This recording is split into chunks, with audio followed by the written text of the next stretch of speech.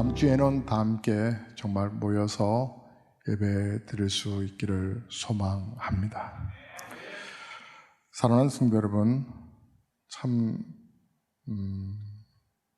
안타까운 현실입니다. 그런데 우리가 좀 생각해 좀 봐야 할 것이 있습니다. 왜 우리 인생은 이처럼 행복을 추구하고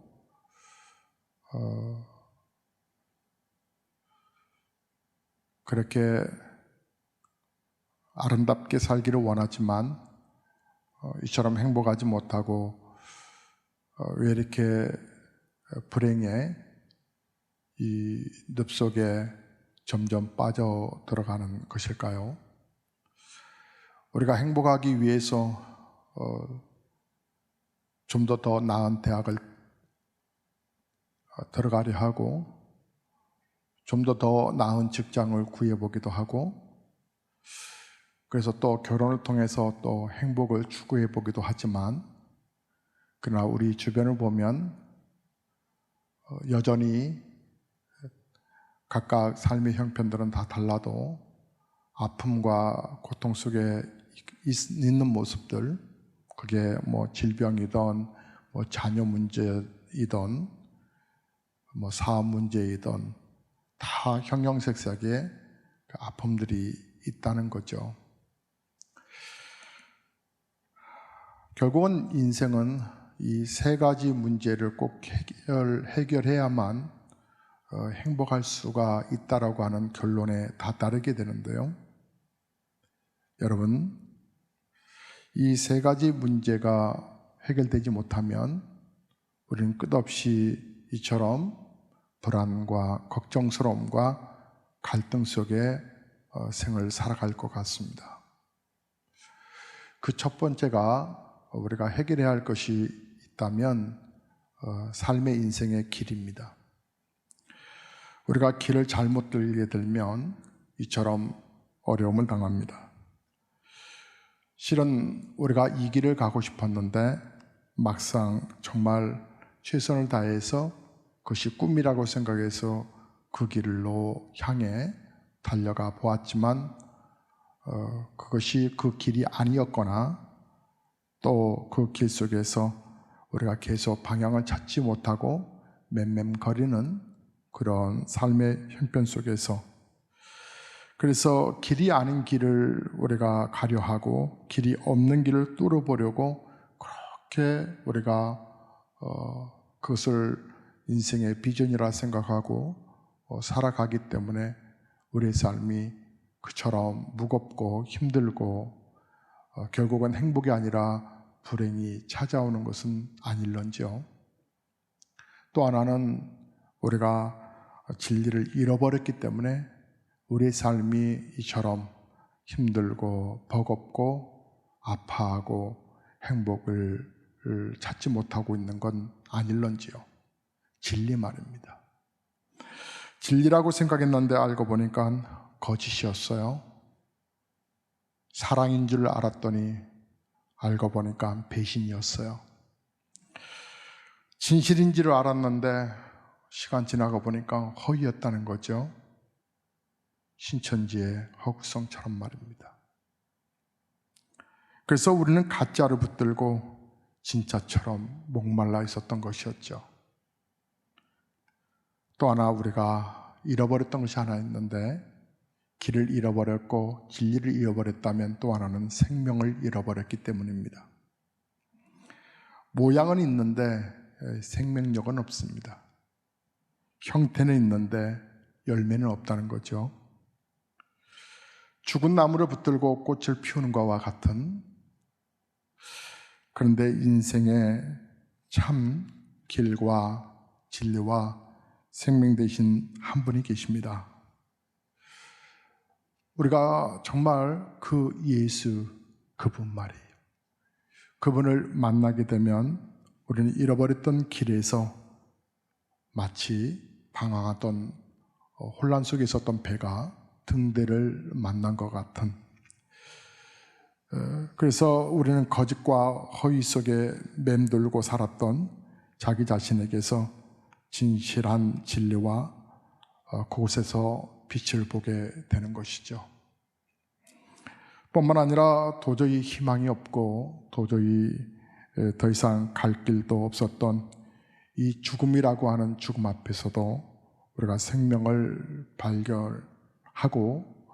발견했을 때 그 기쁨처럼 그 기쁨으로 인해서 우리가 좋아하고 행복해하는 것이죠. 저는 영상으로 예배드리는 우리 성도님들에게 그동안 제대로 표현하지 못했던 이 예수님을 잘 소개하고 싶습니다.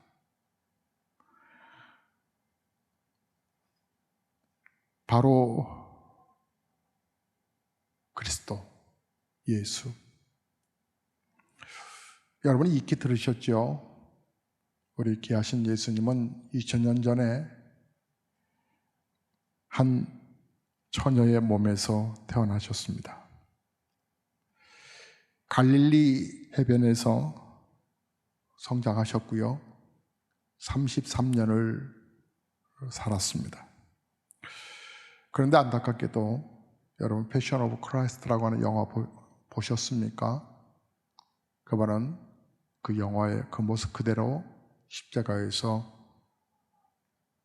죽으셨습니다. 왜 그분이 죽으셨을까요? 여러분, 그런데 그분의 삶의 모습을 길이라고 말하기도 하고 그분의 삶에 선포하셨던 말씀을 진리라고 말하기도 하고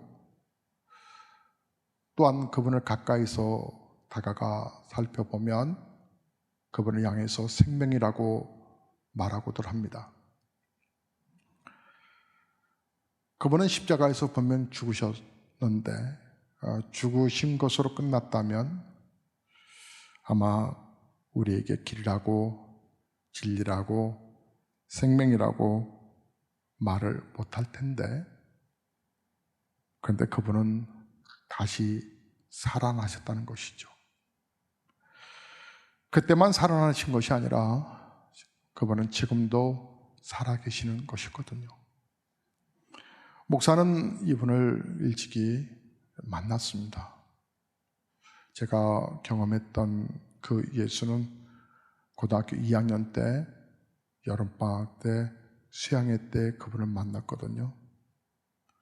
그분의 음성은 지금도 또렷이 제 가슴속에 기억되고 있습니다. 그분은 벌써 57년을 살게 되는 저에게 한 번도 변함없이 그분의 숨결은 언제나 가까이 다가오고 지금도 속삭이고 계십니다. 여러분, 이분을 진실로 만나보시면 여러분의 인생이 정말 바뀔 것입니다. 안 보이던 길이 보이고요. 방황하던 여러분의 인생의 삶의 고통에 종지부를 찍게 될 것입니다. 우리가 흔히 말한 것처럼 삶은 속도가 아니라 방향이라고 그러지 않습니까? 속도로 살아온 사람들이 너무 많습니다. 좀 더 빨리, 좀 더 많이 얻기 위해서 말이죠. 그러나 방향이 바로 잡히면 조금 늦게 갈 수 있고 좀 천천히 간다 싶지만 반드시 갈 수 있죠. 그게 올바른 길입니다. 여러분, 예수 그리스도를 진실로 여러분 만나 보셔야 합니다. 여러분, 그분의 이름을 진실로 불러보셔야 합니다. 그저 쉽게 불러지는 그 이름 말고 내 마음을 열고 고백하는 그 이름 말입니다. 그렇다면 만약에 여러분이 진실로 그 예수 그리스도의 이름을 부르신다면 여러분 몸 안에 새로운 하나님의 은혜가 꿈틀대는 것을 느끼실 수 있을 것입니다. 진리가 살아나는 경험을 하시게 될 것입니다. 우리는 인생을 살다가 수많은 거짓말과 위선 속에 살아왔습니다. 그러나 우리가 진실한 사람 한 사람을 만나게 되면 눈물이 나지 않습니까? 진실, 그 진실이라고 하는 것은 자유함이라고 생각이 듭니다. 자유함. 우리는 수많은 것을 가지고 있으면서도 얼마나 억압되어 있는지 모릅니다. 얼마나 많은 것이 묶여 있는지 모릅니다. 그래서 소유가 중요한 것이 아니라 나눔이 중요하다라고 하는 것도 생각하게 됩니다. 그 진리를 우리에게 보여주신 분이 계십니다. 바로 저와 여러분이 고백하는 예수 그리스도이십니다. 사랑하는 성도 여러분, 요한복음 8장 32절에 말씀하셨습니다. 진리를 알지니 진리가 너희를 자유케 하리라. 저는 마지막으로 생명이신 예수 그리스도를 여러분에게 소개하고 싶습니다.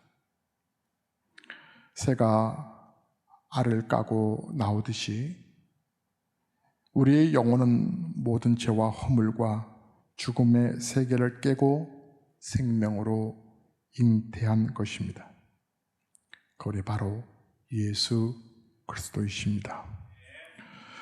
여러분, 3월입니다. 오늘 3월 8일 놀랍지 않습니까? 얼어붙었던 대지에 이제 생명의 꽃들이 피어나게 된다는 사실이, 여러분, 대지의 꽃이 피어나고 죽었던 나무의 새싹이 돋듯이 여러분 인생의 생명의 꽃, 그 꽃이 피어나게 될 텐데 여러분의 인생에도 그러한 꽃을 피우고 싶지 않으십니까? 사랑하는 성도 여러분, 왜 이렇게 신천지가 난릴까요?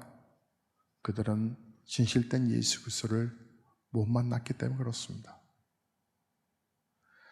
또 혹자들은 왜 이렇게 기독교에는 이단이 많냐고 말을 합니다. 바로 진짜가 있기 때문에 그렇습니다. 사랑하는 성도 여러분, 여러분이 예수 그리스도를 다시 한번 마음에 품어 보셨으면 좋겠습니다. 그리고 마음에 모셔드릴 뿐만 아니라 그분의 이름을 불러보셨으면 좋겠습니다. 진실로 여러분의 영혼은 여러분이 고백하는 그 순간에 아름답게 변화될 것입니다. 그리고 여러분은 기적을 경험하시게 되겠죠. 시편에 다윗이 고백했던 그 고백 말입니다. 내가 음침한 골짜기를 다닐지라도 해를 두려워하지 않는 그 평안한 말입니다. 푸른 불밭으로 인도하시는 그 하나님의 그 사랑 말입니다. 다윗은 그가 어떤 처지와 형편이 있든지 간에 하나님의 은혜가 본인에게서 떠나지 않기를 그렇게 몸부림쳤던 사람입니다. 비록 세상에 여러 풍파의 비바람으로 인해서 우리가 이처럼 인터넷으로 예배를 드리지만 하나님의 사랑은 변함없이 여러분에게 다가올 것입니다. 이번 한 주간에도 나를 끝까지 인도하시는 하나님의 목자 되신 우리 하나님의 그 사랑을 믿으시기 바랍니다. 그리고 바른 신앙생활, 예수 그리스도를 알기를 더 힘써 행하시는 저와 여러분 되시기를 주의 이름으로 축복합니다. 우리 찬송하겠습니다.